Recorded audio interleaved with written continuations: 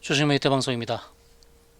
오늘의 시장 상황과 더불어서 특징 종목에 대한 안내를 드리도록 하겠습니다. 자, 코스피의 현황을 보시면 오늘 갭상승하면서 이제 바닥을 딛고 상승하나라는 기대감을 가졌지만 결국은 주가가 이제 하락으로 반전을 했습니다.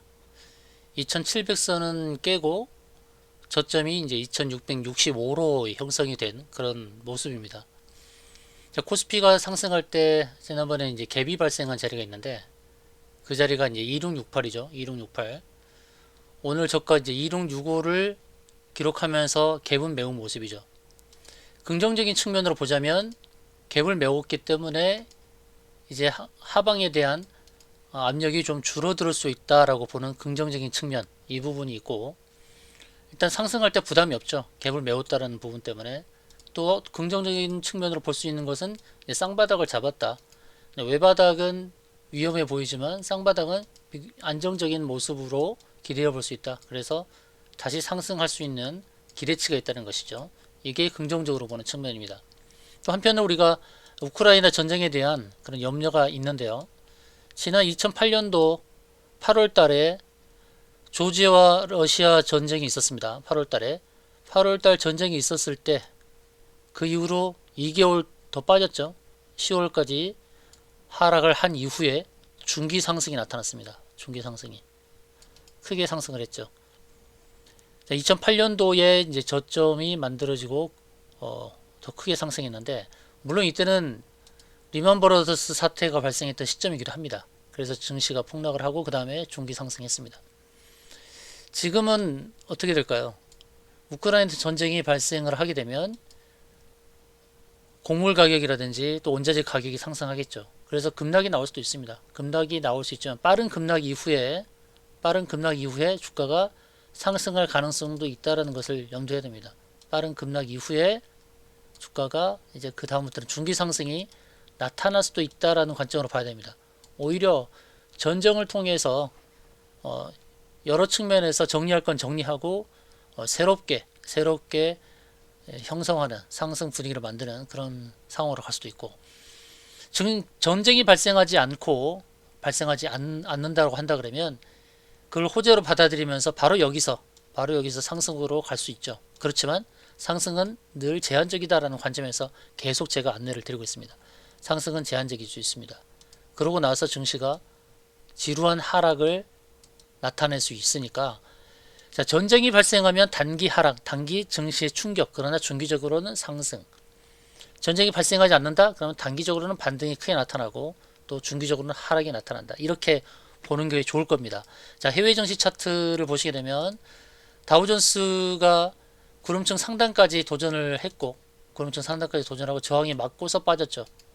자, 증시 이제 다우지수의 기준으로 보면 1파, 2파, 3파, 4파, 5파까지 다 나오고 증시가 하락 전개가 된 것이고, 나스닥도 반등이 1, 2, 3, 4, 5로 반등이 나오고 하락이 나온 겁니다. 하락이 나왔고 반등이 나와도 또 하락할 수 있는 그런 모습이죠. 차트의 모습만 본다 그러면 S&P 500은 3개의 파동밖에 나오지 않았어요. S&P 500은 3개의 파동이 나오고 그 다음에 하락 ABC 1, 2, 3 ABC 이렇게 나온 거죠. 각 다우존스, 나스닥, S&P 500의 흐름은 좀 다릅니다. 흐름은 다른데 어떻게 보느냐, 특히 이제 나스닥을 위주로 본다 그러면 나스닥 차트가 지금 주봉에서 보게 되면 상승도 하락도 양면으로 다 볼 수 있습니다. 현재 60주선을 지지하게 되면 상승, 그리고 60주선을 회복하지 못하면 하락, 그 다음에 120주선까지 볼 수 있는 그런 흐름인데, 우리가 기대하는 것은 반등이 나오고 하락하는 겁니다. 반등이 나오고 그래야 종목 탈출이 가능하다 말씀드렸죠. 나스닥이 반등이 나오고 그러면 반등 끝자락에서 우리 코스피도 2800, 2900선까지 상승을 하겠죠. 바로 그 자리가 오게 되면 탈출로 보셔야 됩니다. 이 증시는 계속 상승 가도를 달릴 수가 없어요. 그러니까 운 좋게 코스피를 2900선까지 반등을 시켜주면 여기서는 무조건 탈출해야 된다, 이렇게 생각하시면 됩니다.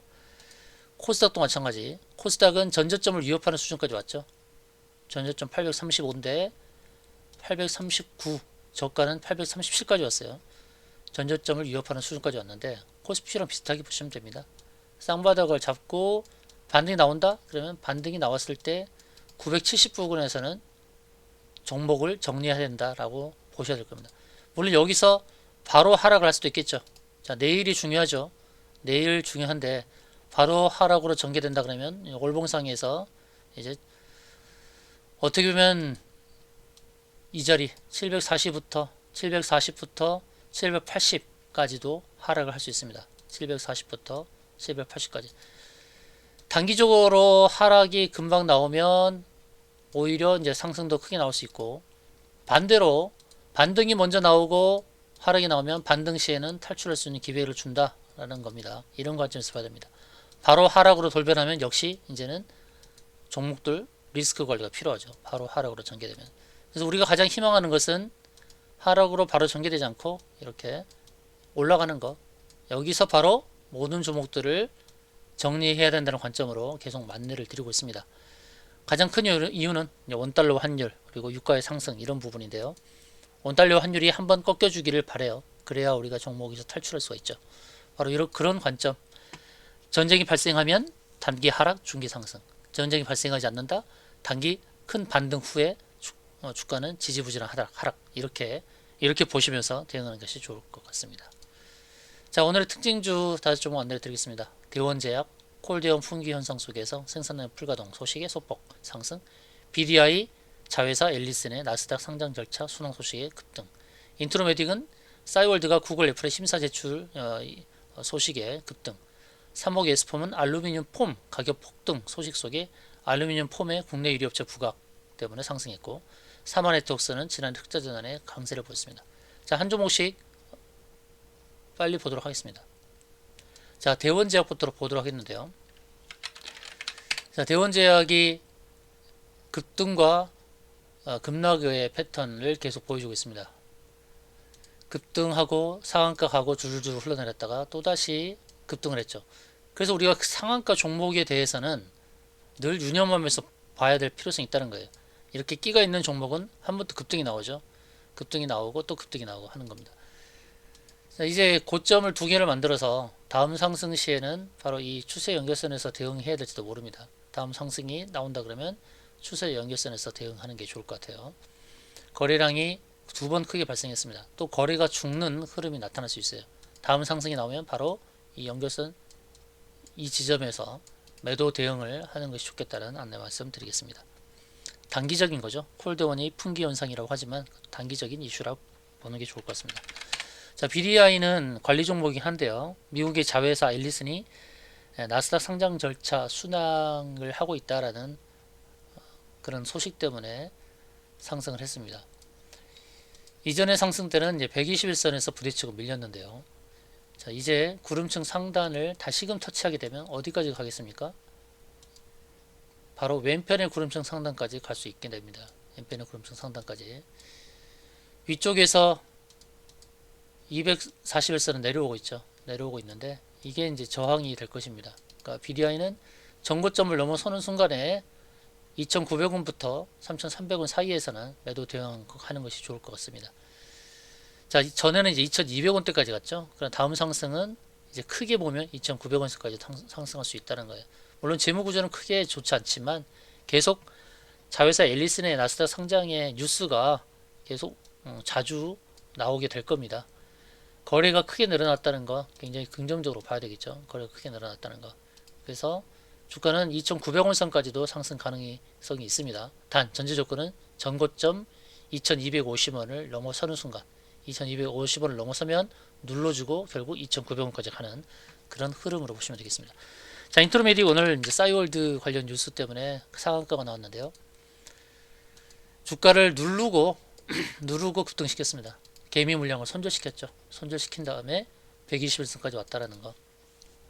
내일 이제 갭상승이 나오면 바로 이제 구름층까지도 상승이 나올 수 있는데 여기까지 나오면 매도를 대응하면 좋겠고, 그러나 요즘 상한가를 맞아도 그 다음날 갭 하락으로 출발하는 경우가 있어요. 바로 갭 하락 출발 시는 무조건 탈출하세요.